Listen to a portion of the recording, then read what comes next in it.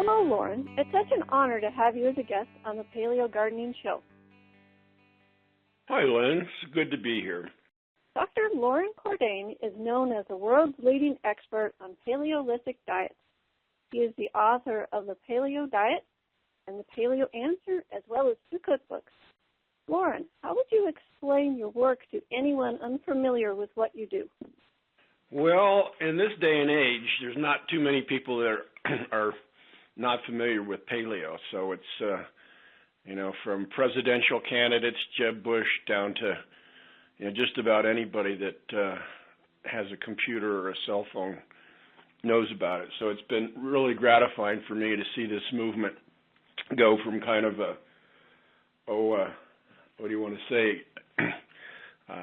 just a hobby and, a passion to being known by the world. So it's, like I said, it's a real pleasure to know that I've positively impacted people's lives. Yes, that's so amazing. You positively impacted my life, too. So how did the paleo diet come about? Well, the term paleo means old, and it stands for Paleolithic, which means the old Stone Age. And a colleague of mine, Boyd Eaton, back in 1985, wrote a scientific paper that was published in the New England Journal of Medicine called Paleolithic Nutrition.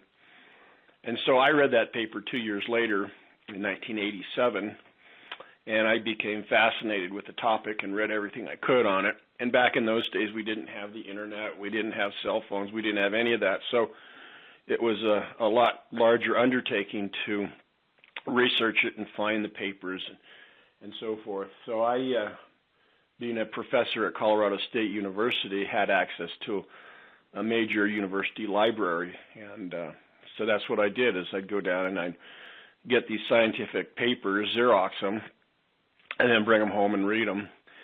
And so after I read the paper by Eaton, there's probably about 80 references in that paper. I basically went out and got all 80 of them, and I read those. Of course, those 80 papers all have cross-references, and I started reading a lot of the cross-references, and before I knew it, I had 5,000 to 10,000 papers, scientific papers, and I started seeing patterns that kind of came out, and it's kind of like a jigsaw puzzle. It's like you kind of fill out the outline first, and then you start filling things in. So I noticed that Stone Age people didn't consume dairy products. Stone Age people didn't really eat cereal grains. Stone Age people didn't eat processed foods, and on and on. So I formed categories and folders for each one of those, and within each one of those folders there became subtopics. So the first folder that had dairy products ended up having, 28 different folders in that one, and on we go. And so I started to file them, and finally, I want to say, so that was 87, probably by about 91 or so, maybe 92 or 3, somewhere in there, I got up enough courage to call Boyd Eaton, the guy who had written the paper, and he's a radiologist, a working radiologist, and I got him actually at his lunchtime, and we had a conversation for over an hour on the telephone, and at the end of it, he says, wow, it sounds, and this was one of the greatest compliments of my life, he says, wow, it sounds to me like you know more about this than I do. So I was just really flattered, and I ended up inviting him to come to Colorado State University and give a lecture. We met and started writing scientific papers together, and so those were kind of the early days. And in 2002, my first book came out. My wife encouraged me. She said, well, you've been writing all these scientific papers, and the real world doesn't get to see any of this stuff. She says, you ought to write a popular book. So that's another story on how that happened, but I ended up writing a popular book in 2002, and then that book went viral in about 2009, and the whole concept went viral. So it was like 7 or 8 years later when everything really started taking off. As I mentioned, started off with scientists from around the world first, and then the whole concept, filtered down to lay people, and there have been hundreds of books now, kind of copycat books of some of the original ideas that we put out in the scientific literature. So it's a new way of thinking about diet, and I think it's really starting to revolutionize the way not just lay people or non-scientists think about it. It's the way everybody's thinking about it now. Well, we've needed this shift for a long time, so thank you for being the catalyst to get that started. But there's hundreds of people that are involved now, and it's clearly not just something I did or Boyd Eaton did. We were involved, at the very beginning of it, and it's there have been some really good ideas that have come out of this that weren't necessarily part of it at the very get-go. So how would you summarize the paleo diet to somebody who's never heard of it? Like I said, it's a rare person who's never heard of it. I think right. a lot of people have misconceptions into what it is, and it's not. First off, that as I mentioned, the Paleolithic stands for the Old Stone Age, and that's the period that all humans and our ancestors lived from the very beginning of the stone tools, which was about 2.5 to 3 million years ago, up until the agricultural revolution. All people on the planet lived as hunter-gatherers, and so the foods that they could eat were only the wild plant and animal foods that they could gather or forage, fish, what have you. And so clearly we can't do that anymore now because there's not enough wild food to go around. We don't know how to procure it. We don't know which plants are edible and what have you. So what the idea here is for the 21st century is to mimic the food groups that our ancestors ate with commonly available modern foods. And by doing that, then you tend to eliminate the four foods that comprise 70% of the average American. So for the people in Paonia, if they don't know about paleo or they're not following it, they'd be shocked to know that 70% of their calories come from four foods. They come from refined sugars, refined grains, refined vegetable oil, and dairy products. So from the time you're weaned until you die, if you're a normal American, 70% of your calories come from those same four foods, day in, day out. And we put those four foods together, typically throw in a little bit of salt and some preservatives and food color and what have you, and they're called processed foods. So whether you call it a donut, a chip, ice cream, cookie, cake, bagel, breakfast cereal, whatever you want to call it, it's the same four ingredients over and over and over again. And with contemporary paleo diets, what we're doing is we're replacing those monotonous four foods with living fresh fruits, vegetables, preferably grass-produced beef, eggs, poultry, fish, and seafood is pretty much the basic of it. Now that you mention that, I can see that in my mind. Those four are repeated over and over and over, but I never put that together. That's cool. Yeah, just walk down, go to your supermarket and walk down the middle aisles and see everything that comes in a box or a package and read labels, and you'll see that basically those are the four ingredients that are put in just about everything. Oh, I don't eat those four things, so thank you. Well, good for you. Yeah. Well, I don't either. I feel so amazing. Yeah. It's like if everybody felt like I felt, they wouldn't eat those four things either. It's phenomenal. I just love it. I think people, that's one of the first things that people notice if they've been following a typical American diet is that their energy levels throughout the day seem to normalize themselves, and they don't have the swings in energy that they do when they're eating donuts and drinking coffee with sugar in it, and typical things that Americans do, so that they notice more energy, and then, as you mentioned, you just you have a better sense of well-being. You feel better all day long. So part of it is that your brain is an organ like any other organ in your body, and it responds positively to those kinds of foods. So can you tell me about your personal journey with the paleo diet? Well, I could, and I certainly would be able to do it, but, I'm a scientist, and the currency of science is not anecdote. The currency of science is experiment and empiricism. So the reason that paleo has gotten as far as it has today is not because, I'm a charismatic kind of guy and, this is what you should eat and you should do it because this is what I say. The reason it's gotten so far is not anecdote or charisma.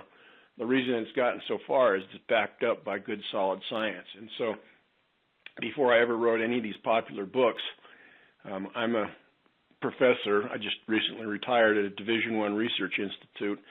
And so this has been my passion, my research passion over the last 30 years, is writing about this stuff. And so one of the factors that I bring to the plate that's a little bit different than most popular diet books is that when we say something, it's not usually, but almost always, we've written about it years before with multiple scientific papers that go through the peer review process. So long after I'm gone and dead, I would like the idea, the notion, to stay with us, and I think it will, because it resonates in people, because it does have this legitimacy, this scientific legitimacy. And normally what we see with popular diets is, maybe it's Atkins or the Beverly Hills grapefruit diet or God knows which is next. And diet authors come and go. But this is a concept. This isn't a person. And this is a concept created by humans, for humans, all humans. And what I did is I didn't invent this idea, nor did Boyd Eaton, nor did any other single scientist or person. What we did is we uncovered what was pre-existing. So this whole concept has always been with us. We just, most people didn't realize it until fairly recent times. So you only have to go back 300 generations, and every person on the planet pretty much ate in this manner. So that's really the beauty behind it, rather than, one person's anecdote. And I could certainly tell you my experience with it, but, you can go online. There's tens of thousands, there's millions of people and blogs and of success stories and weight loss and what have you. And people like to read about that. I love that answer. That's so awesome, because it is, that scientific piece is so important to the validity of the whole movement. So, yeah, and what we're finding now is that we're getting peer-reviewed scientific papers that are called randomized controlled trials, in which you actually get people that have had the typical American diet, 70% of their calories from those 4 food groups, and you put them on this type of a diet, and the markers of the success at the end of the study, where you have a treatment group and a control group, and then sometimes you'll cross them over. What we find is we now have about 20, 25 scientific studies in the last 5 to 7 years to show that this way of eating is more healthy than the Mediterranean diet, than type 2 diabetic diets. It's more nutrient dense. That means it has more vitamins and minerals. For the 13 vitamins and minerals most lacking in the U.S. diet, it's more nutrient dense than the United States Department of Agriculture officially sanctioned My Plate diet. It just recently blew away the DASH diet for variables like weight loss, body composition, improvement in blood chemistry, and other factors. So this is, again, very gratifying to see that other scientists are glomming onto the idea and testing it experimentally, and it works. So, yeah. I think about my sheep, and it's like, would I feed my sheep cupcakes? It's like, no, that doesn't fit into what they need to be healthy. And it's like, well, then maybe I shouldn't feed cupcakes to my kids either. You know, it's like we don't think along those lines. We're like, ooh, cupcakes, that's fun. Yeah, that's a good analogy. And wild animals, when you put them in a caged environment like a zoo, if it's not a zoo park like the San Diego Zoo where they try to emulate the native environment for the wild animals, so they put giraffes in wide open spaces, and people actually are on trains and have to go through these open spaces to see the animals. Clearly, that's not as exactly the same as the real environment in which these animals live. But when you take the animals and you put them in a cage, they don't do very well at all. So get a Siberian tiger and put it in a 20-foot by 10-foot cage with a concrete floor and steel bars, and throw them, cat chow. The animals, they don't thrive. They don't reproduce in captivity. They get sick. Yep. And, you can see they're just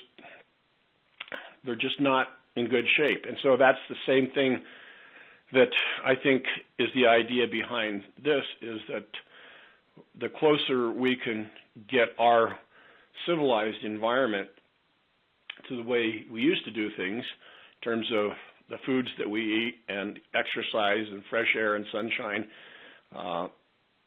then we tend to get healthier and feel better. So the paleo diet has seemed to evolve quite a bit from its initial introduction. So how has it evolved from your first paleo diet book to the more recent Paleo Diet Revised? I think Boyd Eaton put it right, is that the main ideas are there. So go all the way back to 1985 to Boyd's first scientific paper in the New England Journal, is that I pretty much got the idea is like, look, we should try to emulate the nutritional characteristics of, our native environment the best we can with foods that are available to us. And so that basic idea hasn't changed. And I think that's really the hook. But anytime you get, millions of people involved, it's kind of like a horse race. Everybody's got a little bit different idea on who's going to win the race and what exactly is and is not paleo. Well, first off, I don't want to, break any myths, but nobody in the United States or any place else that thinks they're eating paleo are even close to eating like our hunter-gatherer ancestors did, which is simply impossible. So the closer that we can get, the better off we are. So that means grass-produced meats are better for you than grain-produced meats. And if you can find them, wild meats would be better still. But in the United States, we have laws and regulations where we can't kill wild animals and sell them commercially. So hunters, if they go out and kill a deer or an elk or an antelope or a bison or what have you, they can use the meat from that for themselves and their friends and families, but they can't commercially sell it. So, those are some of the caveats that we have to deal with. Similarly, if you grow your own fruits and veggies like you do on your organic farm, there's not a whole lot of difference actually between wild plants and domesticated plants. And I've written a paper too on that. The vitamin content between wild plant groups, say roots or nuts or leafy greens or what have you, if you contrast wild to domesticated, they're virtually identical. There's really no differences in the vitamin content. The mineral content are slightly higher in wild plants versus domesticated plants because the way in which we tend to raise our crops in depleted soils, what happens if you throw a bunch of corn out in the field and you take all that corn away and you do it year in and year out, then the minerals in the soil tend to get reduced. Whereas in wild plants, the plants die and the minerals then that were in the plants go back down to the earth and they're not taken and put in another spot. So that's why the mineral content is slightly higher. Another thing that we've done is we've selected plants for characteristics that we like. So we like sweet plants, and we've selected for the sweet taste. So crab apples don't really cut it. And we grow big, juicy apples, and we tend not to like a whole lot of tough fiber. So we've selected for sweetness, large size, and fiber. So those are other differences, but in terms of how they influence us metabolically, it really doesn't seem to be a problem. Some people that are obese and have diseases of insulin resistance do better when they stay away from fruit that has high sugar content. If you go to my website, thepaleodiet.com, I've got a list of the sugar content in fruits, so people can find out about that. I've also listed it in numerous books that I've written. So you've been a part of the Paleo Diet movement since the beginning. So what are your thoughts on how the Paleo movement has changed over the years? Like I said, when you start getting millions of people involved and thousands of people writing books, one person calls paleo one thing, one calls it another. One thing we clearly didn't have as our Stone Age ancestors right here in the United States. You're in Paonia, Colorado.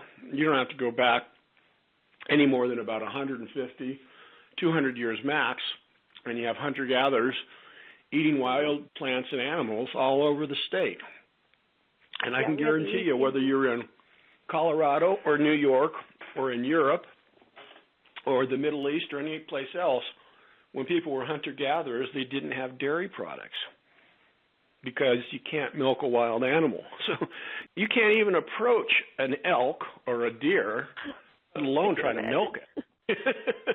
So it's a ridiculous proposition to say that if we're going to, follow the basic tenets of this concept, that people should be consuming dairy products. If you want to bake up some kind of artificial brownie that doesn't use gluten-containing grains, and they say that they're using honey and they put in sea salt, you can see these conglomerations. Yeah, well, they may not have, the same ingredients we use to make fudge brownies or candy or cookies, but they have the same effect in our bodies, whether they're made with honey or sea salt or any of the rest of it. So I think that's another way in which paleo has, quote-unquote, devolved into, some non-healthful habits. So you can end up eating just as much junk by, making those kinds of foods. So I see that how it has changed. Some of the more positive factors that have occurred is that we're now starting to realize that cardiovascular disease or heart disease isn't just a plumbing problem. Back in, the 70s, 80s, and even the 90s, people thought that saturated fat and cholesterol, if you ate high amounts of both of those, that's what caused heart disease and ended up killing you. We now realize that is a very simplistic notion, and it's much more complicated. So my own thinking has evolved from 2002 to the present day that I think that cholesterol and saturated fats are really a very minor issue in terms of health and well-being. We actually need to have certain essential fatty acids and obviously cholesterol and animal-based foods. So that's, at least with my thinking, has changed. Also, too, the notion that, healthy vegetable oils, obviously, Stone Age ancestors, the Indians that lived down in Paonia, they didn't have any vegetable oils, nor did the ones live up here in Fort Collins. So, but what we can do is we can get healthy vegetable oils that emulate the fatty acid characteristics in wild plants and animals that are good for us. For instance, olive oil is a pretty healthy oil because it contains a lot of monounsaturated fats. It's got some pretty good phytochemicals in it, and it's been around for 5,000 years. People from the Mediterranean and elsewhere have been using it, and it tastes good. It doesn't tend to oxidize much when you heat it up, so some of those ideas have changed a little bit too about what is and is not a healthful oil. So how would you like to see the paleo movement grow in the future? I'm just one person, and as I mentioned, this is an idea created by humanity for humanity. So people will get it right. This is such a new idea. Think about it. I mean, Boyd Eaton's first paper, 1985, what was that, 30 years ago? And my book came out in 2002, and the idea went viral on the internet starting about 2009. So what are we into this thing now? We're 6-10 years into it. I think humanity will eventually show us where this idea goes. And I think that when people come up with good ideas, particularly now with the internet, they tend to spread rapidly. You tell your neighbors about it, your neighbors tell them. And so I think what it ultimately will do is it will probably impact healthcare costs in the United States, which we spend more on healthcare than we do on all the wars combined. So I think it can reduce healthcare costs, and we can, let the politicians and the powers that be help to distribute the monies that we would have been spending on healthcare to other more fruitful ideas like maybe curing disease, education, welfare, helping people that don't have, the have-nots, those kind of issues. Instead of, if you go in and to your local hospital in Paonia and you've got some kind of ailment, you've got to go in and they've got some fancy machine that costs $6.8 million to do a CAT scan, and who can afford to pay for that? Well, ultimately, we end up paying, high healthcare costs because of this incredible technology that it takes. When a lot of our health risks come through our day-to-day living. So eat 70% of your calories as refined sugars, refined grains, refined vegetable oils, and dairy products, and do that for your entire life. By the time you're 60 or 70, you've got all the ailments that 70% or more of the population in the U.S. have. So I would like to see this thing get completely into mainstream. I won't see it in my lifetime, but where instead of the U.S. Department of Agriculture, My Plate, puts grains at its base and tells us that milk is good for everybody, and doesn't focus on all the junk food, the 70% of the calories that we do eat as processed foods. I would like to see those concepts become more mainstream by governmental and institutional agencies. So what is your mission with the Paleo Diet? I mentioned I retired. I'll be 65 in October, and my mission is to enjoy my life. Nice. I've given 30 years of my life to paleo, and so, I've got a little bit more to say, but it's the next generation, your children, my children, and our children's children that will take this to the next level. And when you think about it, one lifetime, one generation, although it seems to us, because that's all that we know, we only know our own lives from the time we're born until we die, we only know that one point in time that we traveled through life. We knew our parents and we knew our grandparents. We knew our children. So through other lives, we have this extended version. But we really don't and aren't able to live beyond our own lives. And I think that this concept is predicated on the notion that all the lives that came before us have an important basis on who we are now. So all of these, our genome was shaped not by us, but by everyone that came before us. So that idea is very powerful.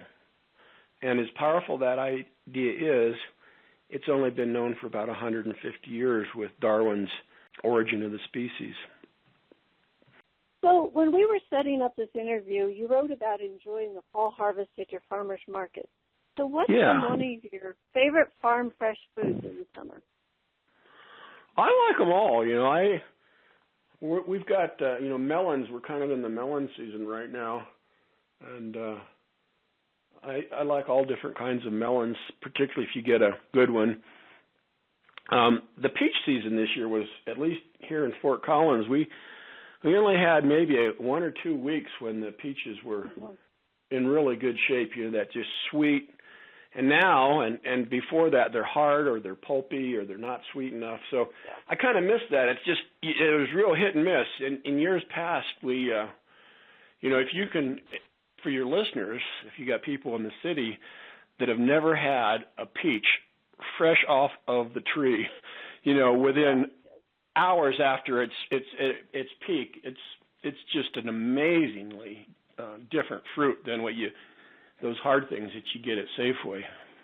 Yeah, if it doesn't run down your chin and down to your elbows, it's not really a peach. Yeah, and the problem is get out here. It doesn't last very long because it's hard to get them. It's hard to get them to market without them all, falling apart and bruising, and so I would say a good peach is something that people like yourself, if you on the western slope, is that you guys can get those. Oh yeah. When the peak season comes, so it's Go out in the backyard and get one. There you go. Pretty amazing. So, where's the best place to begin learning more about the paleo diet? Where should people go? To my website. So go to my website. Type in my name, Loren Cordain. My website pops up. We're number 1 on Google searches for paleo. So our website gets over 1 million hits a month. As I mentioned, we're number 1 on Google searches. It's thepaleodiet.com. And almost all the information you need to know to get started, you can get there for free. And it's the real deal. It's not primal. It's not Chris Kresser. It's not salt. It's not dairy. It's the real deal. So on Paleo Gardening, our mission is to make the paleo lifestyle available and affordable to anyone by inspiring and teaching them practical gardening skills. So how would you recommend making the paleo diet more affordable for people? Well, I'm a research scientist and a college professor first and foremost, so my interest in this has always been kind of from the evolutionary and the health perspective, but the practical parts of this are every bit as important, and so that's how people like yourselves come into play. Is you tell me. I'm not the expert. I don't know. I've had a garden a few times in my life, and I've always enjoyed it. It's always been peaceful and soothing to be out there with my hands in the dirt and watching these plants grow, and we get to reap some of the fruits of our labors, but oftentimes the birds get them and the worms and everything else. So that's, I think, the practical part of people like yourselves. So I should be doing the interview on you now. How do you do all this stuff? I don't know. Well, that's been the last 30 years of my life. Yeah. You're the expert. You're out there. You're the one, getting your hands dirty and raising sheep and cows. And say, Lynn, Can you please tell me how to make the paleo diet more affordable and more accessible to the average person? Because of the changes that I went through and how much better I felt, I mean, we were almost there anyways. I just needed a few more concepts. Yeah. I want to give back to this community, and the only thing I know is gardening. So, like, okay, community, I'm going to give you everything I got, teach you all my shortcuts and skills so that they can garden too, because I know that the organic fruits and vegetables is somewhat expensive. It doesn't have to be, and it doesn't have to be hard either. So we got that figured out too. So we can make it easy and affordable, and we can raise the nutrient density of the vegetables because we're working with the soil microbes, and it's a beautiful thing. So I get excited about it because I just want to. So I need to come out there to Paonia and go through your garden tour so that you can tell me how you can, so I can face to face ask you those questions, and then you can show me how it's done. I'll show you how it's done, and we'll add more enjoyment to your life at the same time. How's that for a deal?